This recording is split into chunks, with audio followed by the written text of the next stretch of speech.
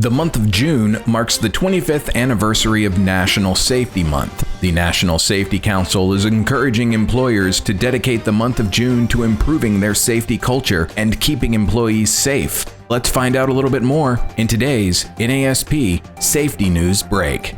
The NSC launched National Safety Month in 1996 to promote safe behaviors around the leading causes of preventable injuries and deaths at work, on the roads, and in communities. According to the most recent data provided by the Bureau of Labor Statistics, fatal work injuries and roadway deaths are on a rise, with 5,333 U.S. worker fatalities in 2019, the highest total in more than a decade, and an estimated 42,060 people killed on the nation's roads in 2020, the highest number since 2007. National Safety Month is broken into 4 distinct weekly topics.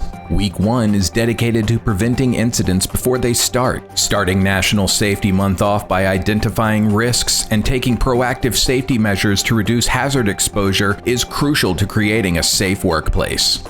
Week 2 addresses ongoing COVID-19 safety concerns. As the pandemic continues, employers play an essential role in expanding operations, building trust around vaccines, promoting mental health, and more. Week 3 focuses on the idea of it's vital to feel safe on the job. Being yourself at work without fear of retaliation is necessary for an inclusive culture. The focus of leading organizations goes beyond only physical safety.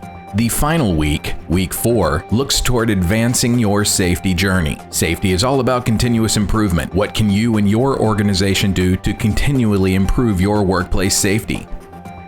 How will your organization be participating in National Safety Month? Let us know in the comments section, and don't forget to hit the like and subscribe buttons so you don't miss the next NASP Safety News Break.